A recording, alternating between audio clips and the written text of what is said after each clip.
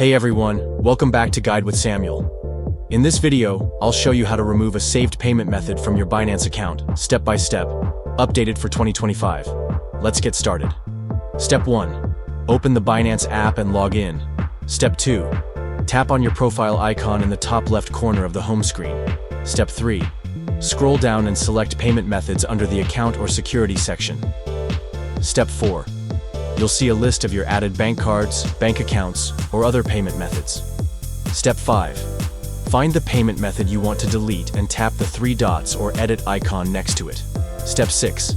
Tap Remove or Delete and confirm when prompted. Step 7.